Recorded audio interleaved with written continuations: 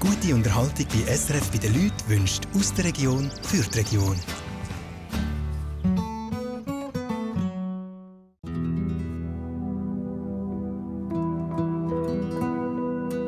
Felix, nice meeting you. What's your name? Nice to meet you, Cyril. Nice having you. And Geraldine. Geraldine, bonjour. My French is really lousy. Sorry, we have some issues with the... Sorry, wir haben ein Problem mit dem Strom, wir haben kein Licht. Aber das Check-in, das können wir gleich machen. Is that okay? Der erste Gedanke, als das Licht nicht gegangen ist klar, es hat sicher ausgetauscht. Das passiert einmal in der Woche, wenn wir vielleicht einen Wasserkocher angehängt haben und dann noch sonst etwas, was relativ viel Strom zieht, Staubsauger, dass dann sicher rausgeknallt ist irgendwie, das gibt es immer wieder.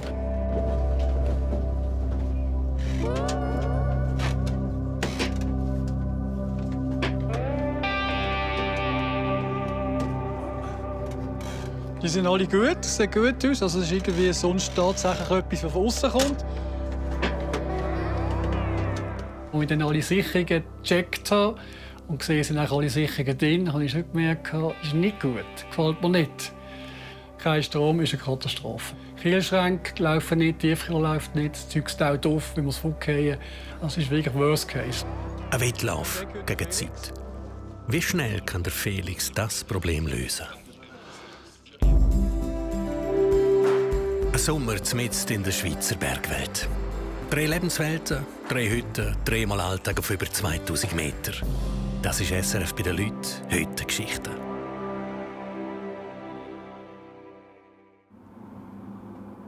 Vor 2 Tagen war auf der Gandeck-Hütte im Wallis hoch über Zermatt noch alles in Ordnung. Es ist der Tag der Eröffnung. Die Vorfreude ist riesig, die Anspannung ist da, aber die Vorfreude auch. Wir haben wirklich gekrampft. Jetzt kommt auch schon das Payback, wenn die Gäste in der Stube sitzen und den Äpfelstrudel genießen und sie haben eine Freude. Und das ist dann das, wo wir Energie daraus holen. Das treibt uns an. Morgen zusammen. Morgen. Do you sleep here? Schlafen die da? Ich nehme an, ihr seid von Italien. Cool. Welcome. Thank you. I'm Felix. Claudia. Claudia, nice meeting you. David. Sorry, mein Italienisch ist schlecht. You not speak English and not speak Deutsch. Okay, very good. Very good.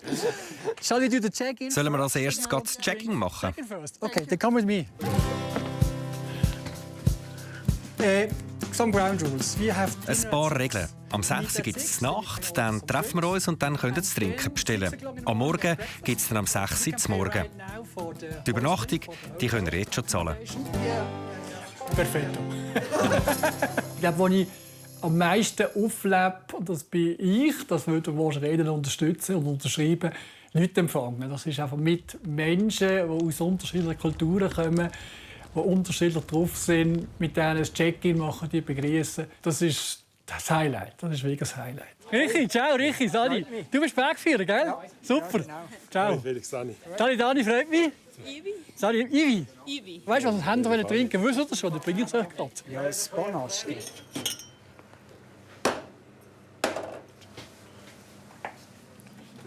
Jetzt bin ich voll im Element. Und ich glaube auch, das Gute ist, die ersten Gäste sind da und die sind aufgestellt. Gute Leute, die Spass machen, die motiviert sind, die Hütte toll finden, ist riesig. Oder? Ich meine, ich glaube, der heutige Tag ist gerettet. Also die ganze Anspannung ist gerade weggeschwemmt worden mit den ersten Gästen.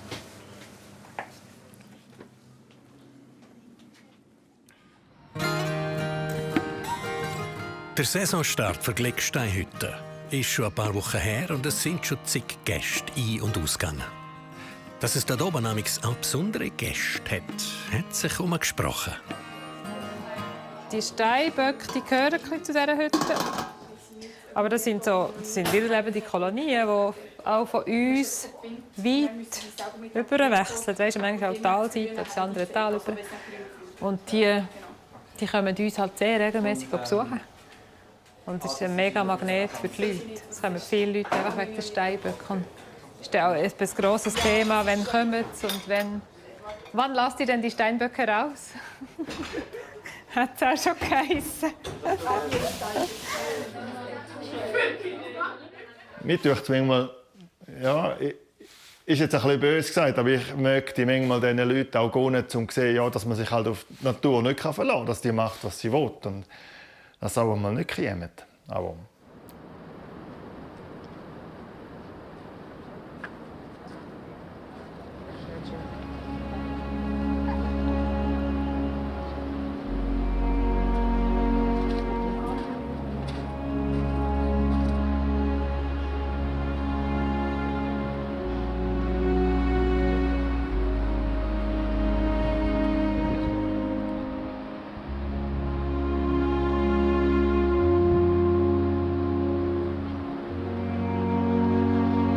Die Natur ist irgendwie ein ruhiger Spot, wo ich mich sehr, sehr wohl fühle und ich könnte stundenlang den Steinböcken und auch der Natur zugucken.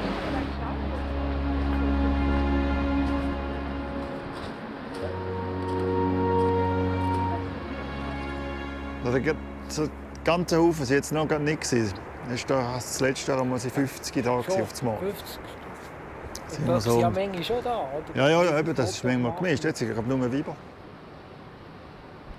Die Steinböcke sind für uns, man kann fast sagen, Gold wert. Ja.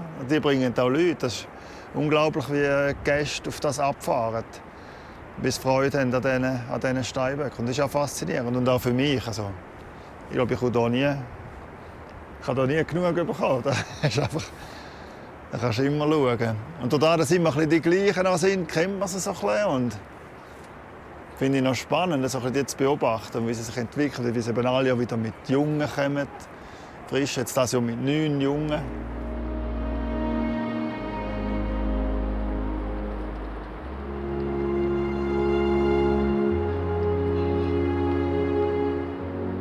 Eng verbunden mit den Steinböcken ist der Name dieser Hütte. Gleckstein. Gleck ist Salz, das die Hirten ihren Schafen gegeben haben. Heute schlägt die Steinböcke Salz vor Hüttenmauer. Das kommt von den verschwitzten T-Shirts der Wanderer. Und etwa einmal helfen Sarah und der Christoph auch noch ein bisschen nach.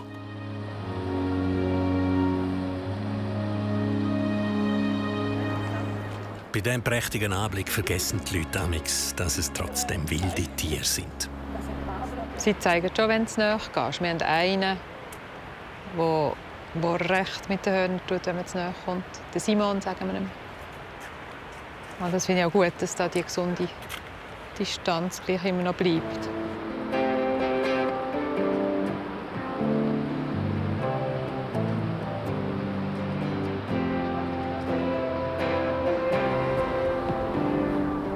Es ist wirklich etwas Cooles. Also mich selber, ich bin jetzt schon ein Zeitchen da, aber die Steinböcke, das finde ich jedes Mal wieder so, so ein cooles Viech. Ja, wirklich so faszinierend. Diese riesen Hörner und wie sie da miteinander die Hierarchie klar machen, das ist wirklich faszinierend. Ja.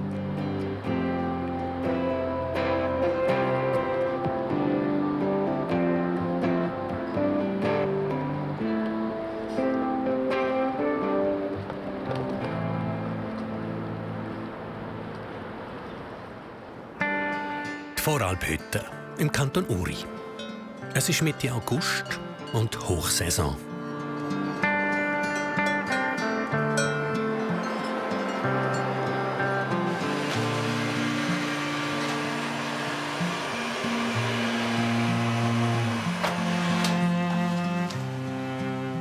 Mitten in dieser strengen Zeit lässt die Hüttenwartin Petra ihr Team für 2 Tage allein.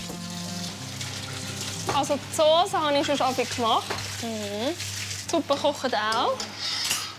Und sonst, ja, besser könnt ihr im Gläschen etwas machen. Ich weiss nicht, Karamellköpfchen zum Beispiel. Machen wir Karamellköpfchen. Und sonst ist es, glaube ich, nicht so schlecht. Das Ackerhack. Wichtig, ja. Insta. Und würdest du das übernehmen? Ja. Ich schaue jetzt unseren Hühnchen. Sonst Leute dran, wenn ihr etwas ist, aber ich denke, ich habe da gar keine Angst. Bist du sicher? Die Hüttenhilfen müssen ohne ihre Chefin ausgehen. Und die Hühner auch. Verantwortlich fühlen sie sich aber sowieso schon für alles. Brauchst du Sonnenglück? Nein, ich kann schon. Fest, Bein auch? Nein. Das Gesicht, die Ohren? Kann dass sie verbrennt, Petra. Du musst morgen nicht jammern. Also, tschüss Jasmin, danke Tschüss, Petra. Genieß, dass du extra rauskommst. Sagst du lieber Gruß allen hier oben? Soll ich sagen? Mach ich. Ich finde, es ist schon Vertrauenssache ins Personal, dass man auch loslassen kann und sagen, hey, ihr könnt das. Und es ist aber manchmal vielleicht schon auch schwierig.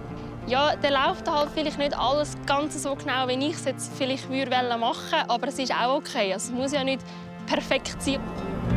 Now's forgotten. Is this a chance for something new? A place to wander, a home to build for me and you.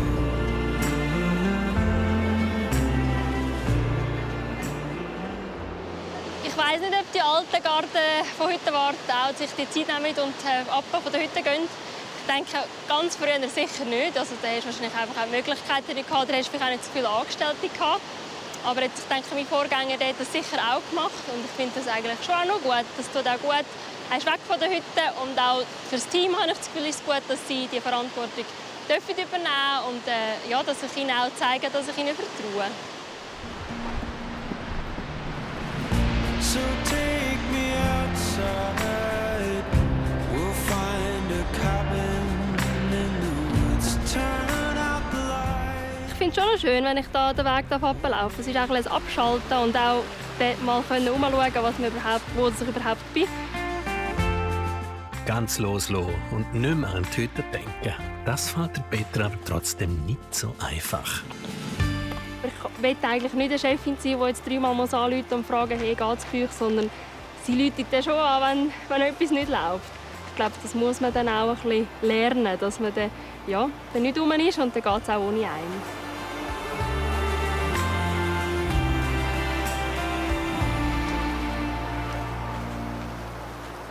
Jetzt freue ich mich darauf, dass ich meine Familie sehe.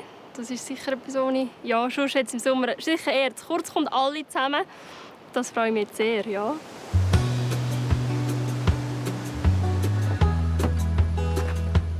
Es geht Richtung Muttital, zu ihrem Elternhaus. Petra feiert mit ihrer Familie ihren Geburtstag.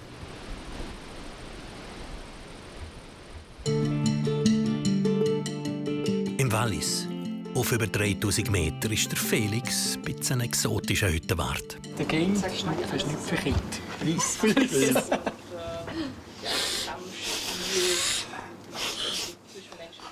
Als Basler bin ich stolz, in Zermatten-Hütte leiten. Weil rundherum sind es Hörnli-Hütte, Schönbiel-Hütte, Monte-Rosa-Hütte, Trifthaus, alles Zermatten. Ich glaube sogar gebürtige Zermatter. Ist natürlich auch Druck da, weil auf der Basel schaut man mehr, als wenn es ein Zermatter ist. Und das hat schon angetrieben. Man denkt jetzt nach dem Motto fast ein bisschen, dann zeigen wir es jetzt, dass wir Unterländler auch etwas drauf haben, nur Trommel und Pfeifen können. Er ist so erfrischend und sympathisch und ich glaube, da räumt er alle Bedenken beiseite, weil er macht es einfach gut. Ich weiss, das werden ihr jetzt nicht so etwas schwätzen, haben sicher alle Hunger. Aber nichtsdestotrotz, herzlich willkommen auf der Gandeck-Hütte. Buongiorno, aber Gäste from Italy. Servus, Gäste aus Deutschland. Schön sind ihr hier. Die Hütte wird echt getragen vom Team, nicht durch mich. Wir haben unsere super Köchin Barbara. Komm bitte führen. Super Köchin, das zweite Mal hier. Sie ist etwa 60% der Hütte. Dann haben wir die Laura, unsere Hüttenhilfe, auch schon das zweite Mal hier. Sie ist 50%. Und die können rechnen, sind 110. Ich werde die -10, um sie auf 100 geben. Zum Abbau gibt es ein Glas Weisswein. Zuerst bekommen die Kinder ihren Äpfelsaft. Schau da. So, da. Also, zum Wohl miteinander. Schön sind ihr da. Danke vielmals.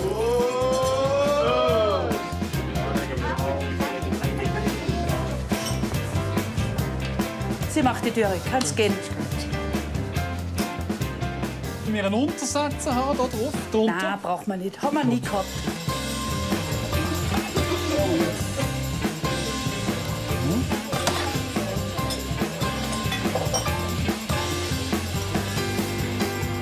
Sehr gut. Perfekt, passt, ja.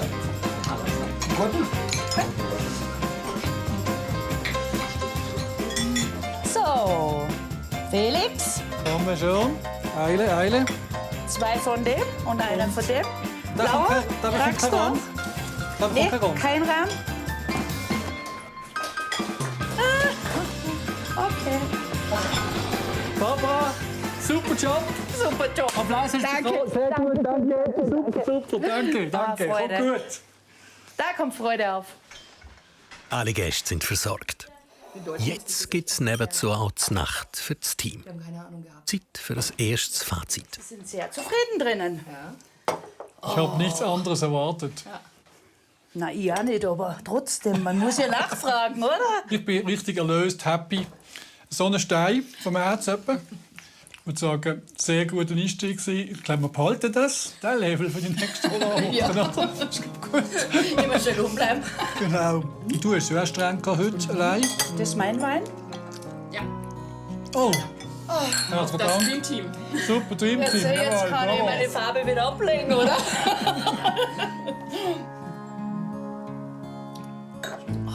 Ist nicht schlecht, oder? Einstieg geschafft. Ich bin nicht durchgefallen. Jetzt haben wir nur noch 88 Tage. Oh mein Gott, das wollte ich heute nicht wissen.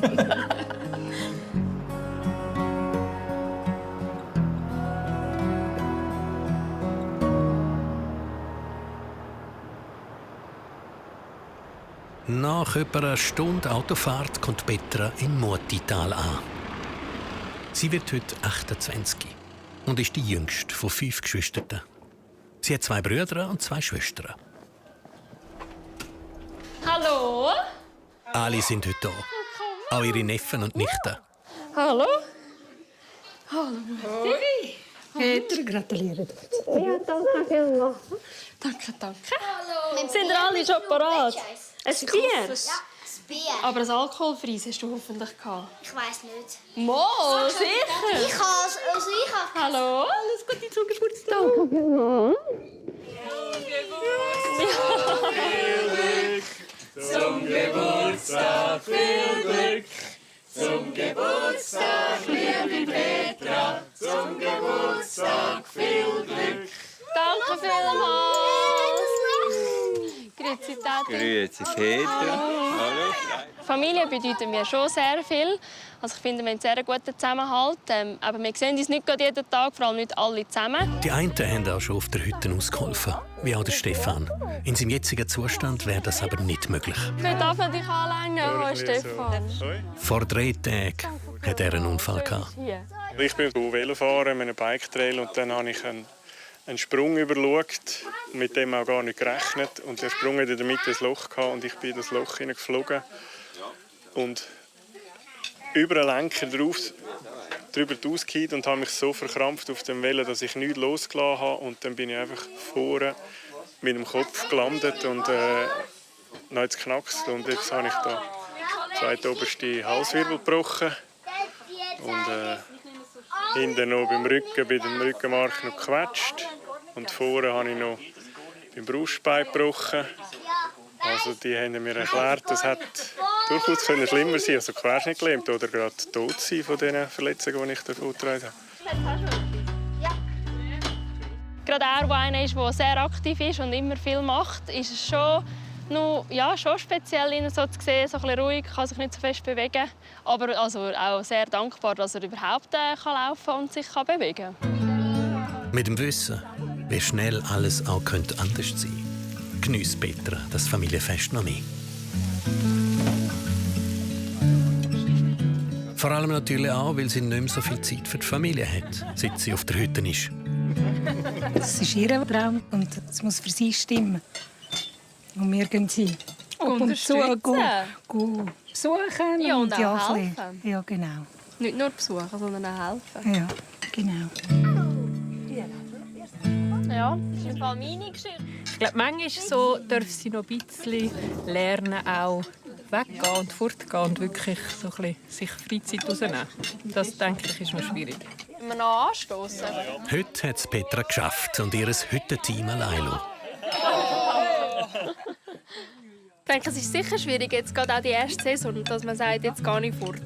Weil man es halt gleich auch gut machen und richtig machen. Ich denke, das ist auch so ein bisschen der Punkt. Aber ich weiss ja eigentlich, dass ich gute Leute habe und dass ich einfach noch muss, so die letzten Dings und sagen, jetzt gehe ich einfach. I'd like to build you a beautiful place to call home. We'll make the walls strong and tall, line them with pictures of love. Hättest du mir jemand gefragt, wie komme ich eigentlich auf das ist noch ein Moment. Danke vielmals. Ja, bitte. Hey, ja, also, wenn ich heute nicht glücklich wäre, weiss ich nicht, wenn ich glücklich sein soll, wenn ich da morgen auf der Hütte am Nachmittag am Ablaufen und jetzt noch mit der Familie mit einer feinen Torte. Kann es einem nur gut gehen. I'd like to build you a beautiful place to go home.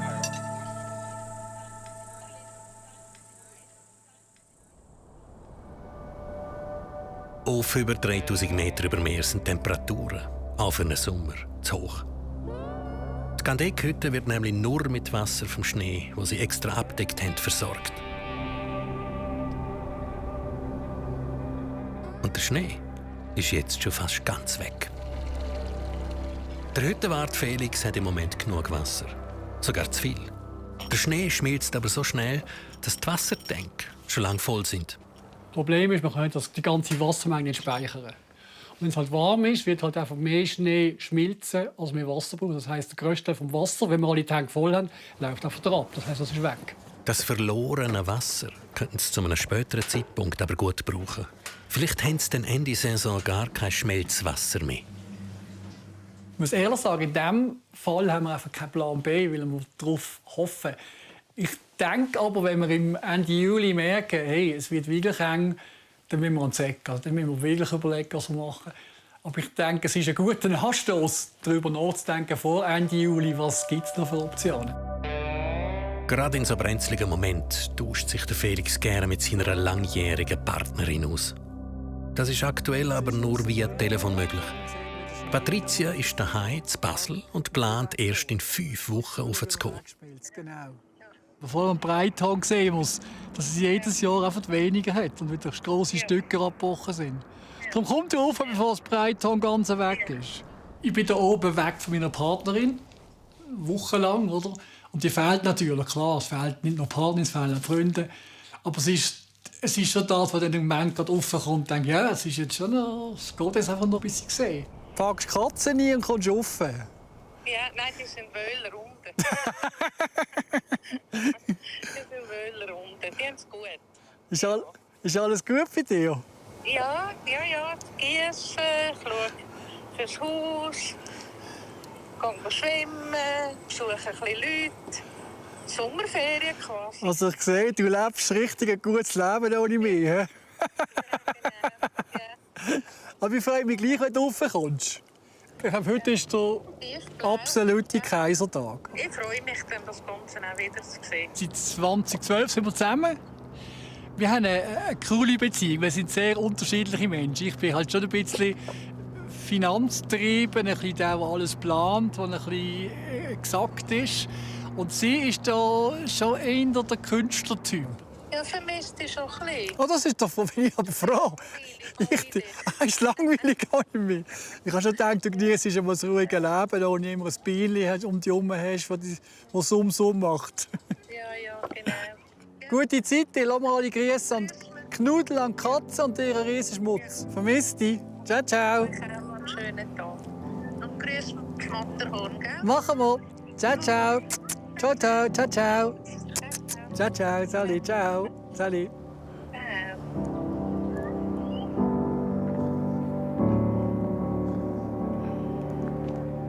Der Felix hat sich schon ernsthaft überlegt, das Hüttenleben wieder aufzugeben. Der ganze Sommer allein ohne Patricia, das stresst ihn. Er freut sich darum. Am allermeisten, wenn meine Frau aufkommt. Ich glaube, das ist schon schön.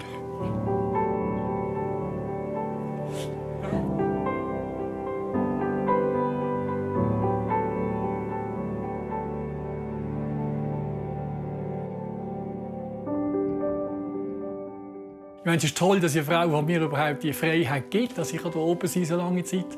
Und wenn sie dann den Berg aufkommt, ist das cool.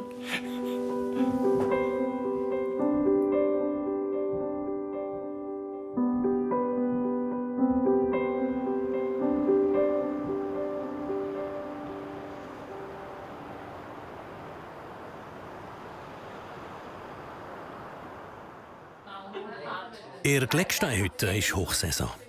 Und Sarah ist mitten drin. Das ist für sie nicht selbstverständlich. Sie hat nämlich vor 9 Jahren Krebs gehabt. Im Moment ist sie krebsfrei. Aber die Angst vor einem Rückfall bleibt. Es sind noch ein bisschen warm, aber man kann es eben. Mir ist einfach seitdem bewusst, dass es von einem Tag auf den anderen kehren kann. Ich kann jetzt vital sein und mich wirklich auch gut fühlen und aktiv und mögen. Aber es kann in einem Monat anders sein. Genau das hat sie nämlich vor 9 Jahren erlebt. Da war sie zusammen mit der ganzen Familie auf der Concordia-Hütte am Arbeiten. SRF bei den Leuten hat Familie Sager in einem der schwierigsten Momente im Leben begleitet. Dann tust du da unter Team und dann tust du 4 x 7. Die andere Variante ist noch, dass da die Frühlingssaison auf der Concordia-Hütte vermeintlich sehr gesund abgeschlossen und bin nicht in die Sommersaison eingestiegen, weil dazwischen die Diagnose kam ist aufgrund von ganz starken Bauchschmerzen, Eierstockkrebs, und das hat im Fall einfach die ganze Welt für mich wie neu gemischt. Also, es ist wie wenn irgendwie alles in einen Topf wäre und jetzt muss man schauen, was passiert. Ja. Das war ein rechter Einschnitt dort. Mit den Kindern auch noch klein. Und ja, und es hat einfach überhaupt eigentlich keinen Platz gehabt, überhaupt nicht gepasst. Ja, ist schön. 3 Tage später haben wir erfahren, dass es nicht einfach das war mit der Operation, sondern dass ich eine zweite Operation brauche und dass ich eine Chemotherapie brauche. Dass ich nicht auf die Hütte kann, den ganzen Sommer. Ja. Bis dann hatte ich das Gefühl, was bin ich, 33. Oh, ich bin gesund, ich mag. Mir kann jetzt nichts passieren. Also sterben werde ich schon mal, gell? Aber vielleicht tust du das mit 80, 90. Aber dort habe ich schon das erste Mal so am eigenen Leib erfahren, das wackelt. Es könnte eigentlich auch sein, dass es jetzt ist. Das Hüttenleben ist für sie vor allem als Familie immer sehr wichtig. Das ist schon einer der grossen Vorteile an diesem Job, ja, dass man als Familie ausüben kann. Ja, das ist jetzt nicht so, der Sommer. Das ist scheiße. Und nachher ist ein recht zäher Sommer für mich. Ich glaube, ich war auch viel ein bisschen im Film. Die Therapie habe ich eigentlich ganz gut überstanden. Oder ja, es ist gut gegangen. Ich konnte nachher auf die Hütte. Ich habe nicht wie ursprünglich angedacht, den ganzen Sommer im Tal verbringen. Schau, jetzt kann ich das da ins Gefäß rein tun, da reinbringen. Ja. Mit der Gesellschaft ist schon Krebs häufig gleich Sterben, Tod. Und nachher wirst du auch ein bisschen reduziert auf das, natürlich. Aber es ist auch eine Hilflosigkeit. Man weiss ja nicht, wie man das soll. Ja. Von dem her ist auf der Hütte oben schön. Da war ich in einer anderen Welt als im Tal. Ich habe gleich so ein bisschen mitbekommen, was so in dem Alltag vor Hütte. Ja. Ja, wenn ich im Spital war und so viel Zeit hatte, und dann laufen da viele Bilder ab, was noch schwellen und wo, auf welchem Berg das noch schwellen und was noch mit deiner Familie erleben und so. Und eigentlich gibt es gar keine Option zum Aufgeben. Aber gell, das kann man ja nicht wünschen. Das kommt einfach. Und das ist sicher geblieben aus dieser Zeit. Ja, du kannst sicher viel für deine Gesundheit tun. Du kannst schauen, aber du hast nicht alles in der Hand. Und nicht zu viel verschieben. Dass die Liste zu lang wird, wo du alles noch willst, sondern einfach jetzt leben und jetzt probieren, das zu machen, was dir Freude macht.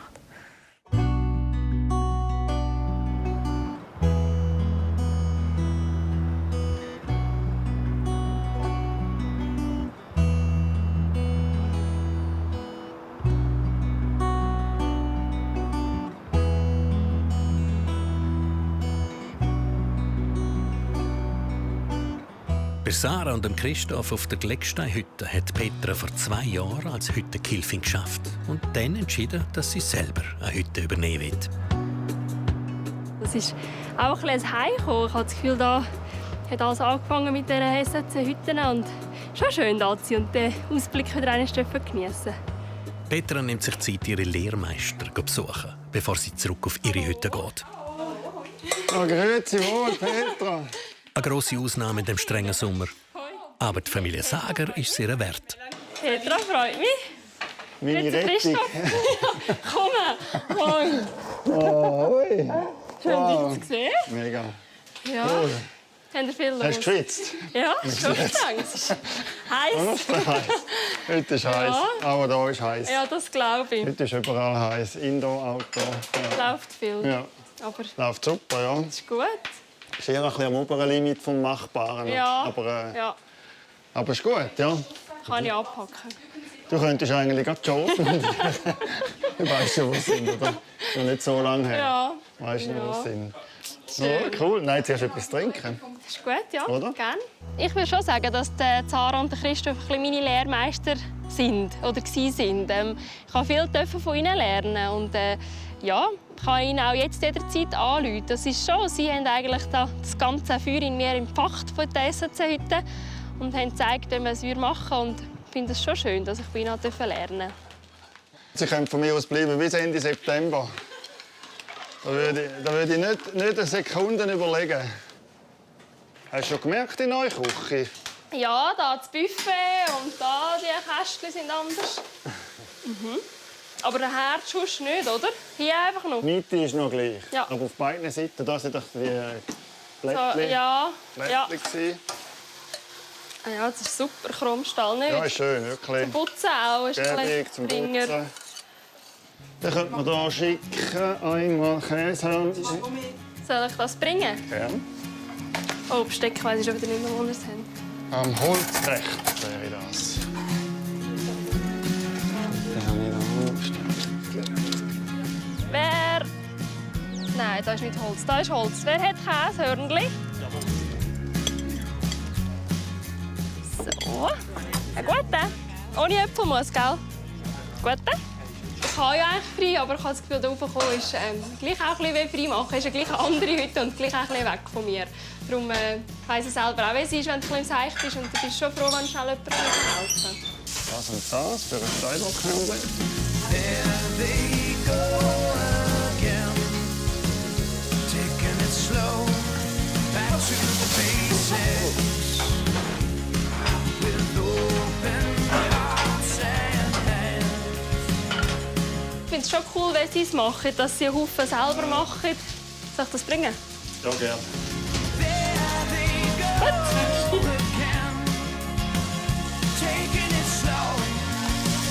Ruhe bewahren in stressigen Situationen. Das kann man von Christoph auch lernen. Ruhig bleiben und Ruhe bewahren. Wenigstens so tun, wie wenn. Äußerlich wirkt es auf jeden Fall so. Weil alles andere nützt nichts, wenn man davon auflässt. Sie sind für Petra gute Vorbilder gewesen. Auf jeden Fall, dass es da durch sie entstanden ist, dass ich selber nachher auch Hütte führen wollte. Und habe auch den Christoph gefragt, ganz realistisch, wenn er das so gesagt hätte, ob ich überhaupt irgendeine Chance hätte oder ob er findet, du, nein, ich glaube gescheiter nicht. Ich habe das Gefühl, der Christoph hat recht gute Menschenkenntnis. Und als er dann gefunden hat, mal, ich glaube, das sollte passen. Ja, ich dachte, in dem Fall, wenn es der Christoph sagt, wird es wohl so sein. Ja. Mein Ziel ist nicht, dass unsere Hüttenhilfe irgendwann selber eine Hütte übernehmen. Dann können wir jetzt nicht mehr helfen. Ja, das Schönste ist natürlich schon, wenn Hüttenhilfen wieder kommen. Du musst nichts mehr erklären, da läuft einfach von Anfang an alles. Das ist schon schön. Das glaube ich. Du musst nicht immer einschaffen. Und ja, und du weißt, was du hast, oder? noch. Du weißt genau, was du hast und was man voneinander erwarten kann und was nicht. Mhm. Also du hast mir gesagt, ich soll doch gescheiter eigentlich noch auf eine andere Hütte. Ja. Dass ich eigentlich auch noch anderes sehe, nicht nur das von unbedingt. euch. Genau. Eigentlich. Mhm. Für einen selbst. Für uns ist es klar, es ist Ja. schön, wenn sie wieder kommen, aber für die Leute selber ist es mir wertvoll. Ja. Ich bin mega stolz. Ja, also mein Lehrmeister darf schon ein bisschen stolz sein. Ich bin mega ich finde es mega cool, ja, dass sie da jetzt den Schritt gewagt hat. Ich habe schon gemerkt, was sie bei uns war, das hat sie brennt unter den Nägeln. Das ist wirklich mal wieder etwas Neues. Ja. Ja.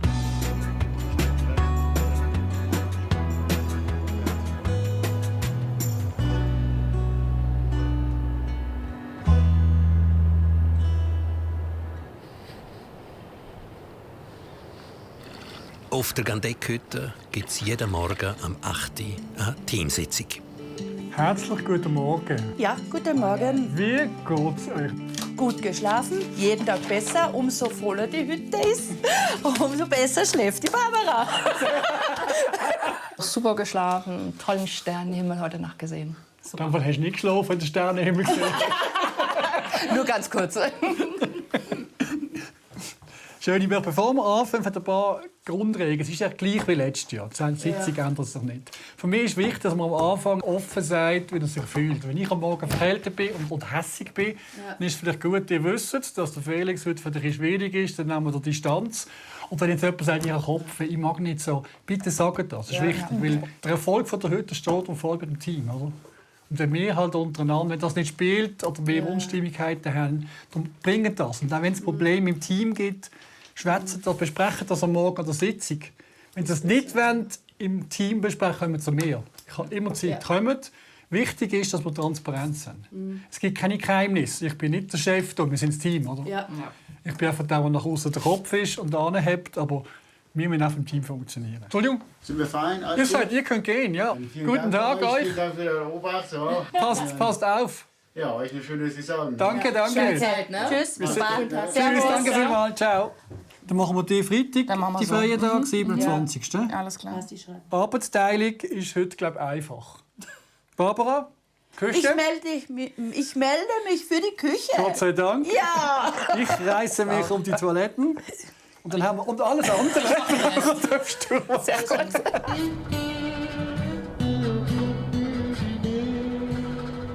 Der ehemalige Finanzchef weiß genau, wie man ein Team führt und auf was es drauf ankommt. Felix ist ein toller Kumpel eigentlich. Der geht voll auf die Leute zu, auf die Wanderer, aber auch auf uns. Und wirklich achtet auf unsere Bedürfnisse und gibt uns extrem viel Freiräume, wie wir auch unseren Tag gestalten.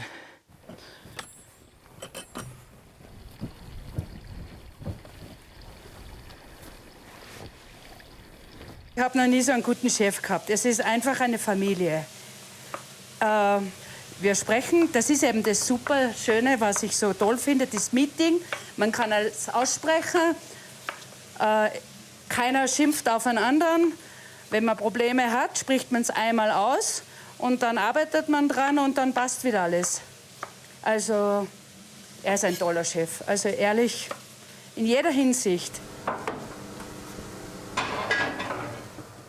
Das Team da oben, das habe ich gemerkt, ist Nummer 1.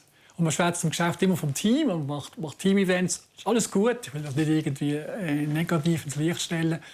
Aber da oben merkt man dann, was Team wirklich heisst. Ich darf nicht vergessen, man steht um 5, 6 Uhr offen, um 9 Uhr ist vielleicht fertig. Die Leute sind auch kaputt. Und was die da oben leisten, ist einfach enorm.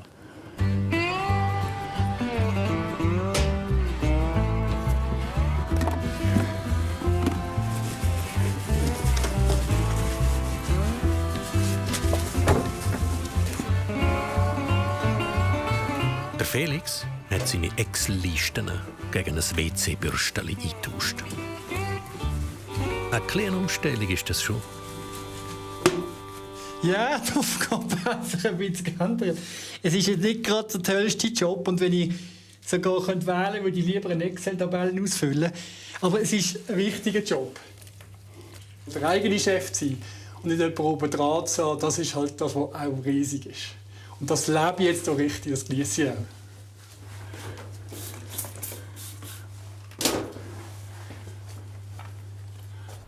Schon die 6. Saison sind Sarah und Christoph auf der Glecksteinhütte. An Christoph, seine 80-jährige Mutter, hat es heute endlich das erste Mal geschafft. Sie hat die Chance gepackt und ist mit einem Heli-Transportflug mitgeflogen. Ja, das ist ein Erleben, weißt du? Ja. Jetzt noch alt. In dem höheren Alter. Ist das schön? Ja. Ja. Mina, die habe ich noch gar nicht gesehen. Ja, hast du nicht kalt? Nein, das geht. Geht. Levi, hoi. Ja. Hey, sind da gut retour vom Lager? Ja. Oh, imposant. Ich kann es fast nicht glauben. Das erste Mal auf der Hütte. Es gibt einen guten Grund, warum die Mama so lange gebraucht hat. Wegen dem Mann konnte ich eigentlich nicht mehr gehen. Für ihn war es gar nicht mehr machbar. Ich habe ihn jetzt 6 Jahre eigentlich mehr oder weniger gepflegt. Und jetzt vor einem Jahr, im August, jetzt, hat er gehen. Und jetzt, ja, Jetzt ist es wieder möglich, dass ich auch etwas machen kann, ja.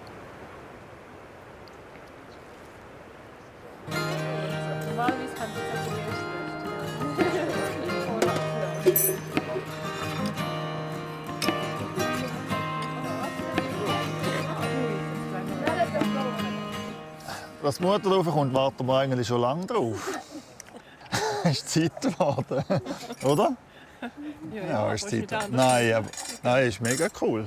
Auf jeden Fall wertvoll, ja, um mal zu sehen, wo wir da, wo Grosskinder sind und was wir da so tun. Also sie weiss es ja schon, sie ist ja auf vielen oder auf allen anderen Hütten auch gewesen, zum Teil viel länger oder hat zum Teil allein gefuhrwerkt auf diesen Hütten. Und da hoffe ich jetzt, wir treffen sie dann nicht nur in der Küche an, sondern dass sie eben auch ein bisschen das Drumherum mitbekommt.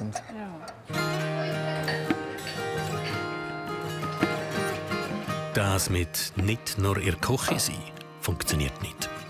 Die Berti ist sich nichts anderes gewöhnt.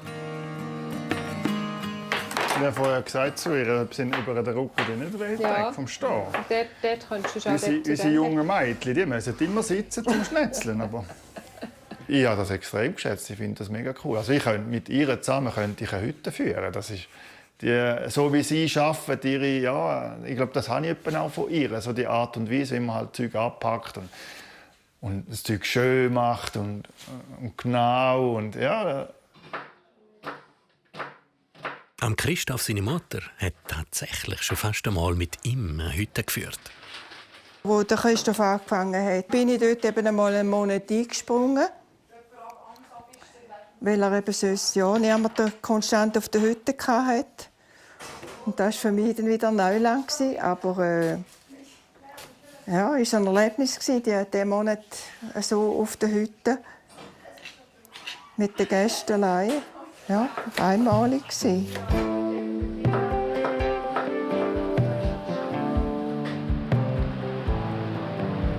Steinböcke locken Berti zum Glück dann doch noch aus der Küche raus.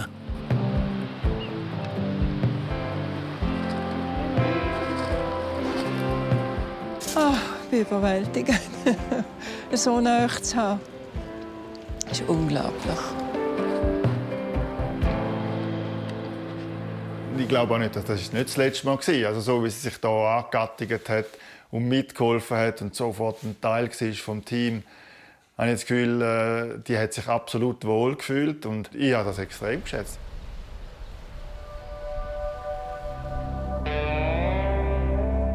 Auf der Gandeckhütte, oberhalb von Zermatt, steht alles still.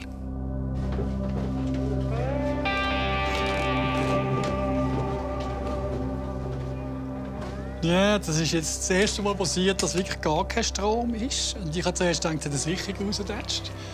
Dann habe ich die Sicherungen schnell gecheckt und es ist wirklich etwas Grösseres. Ich habe gerade Telefon bekommen von Zermatt unten. Die haben auch keinen Strom. Das muss etwas Grösseres sein. Die Bahnen laufen auch nicht. Und das ist toll, wenn es noch ein paar Minuten ist. Aber wenn das länger geht, ist das ein Problem. Für den Felix auch etwas sehr Persönliches. In diesem Bändchen sollte nämlich seine Partnerin sein. Also ich bin jetzt wirklich gespannt, wie lange es geht. Weil das heisst auch von Patrizia, dass sie nicht raufkommt im Moment. Also das Bändchen fährt nicht. Ich habe mich gefreut darauf, seit Wochen, dass sie endlich kommt. Und wenn dann sie in Bern stecken bleibt, das wäre nicht das, was wir uns vorgestellt haben. Ich habe gedacht, nein, das nicht, darf nicht sein. Oder? Darf nicht sein. Wenn es dort oben wieder läuft und dort Patrizia raufkommt, nächste Woche bei Hüttengeschichten.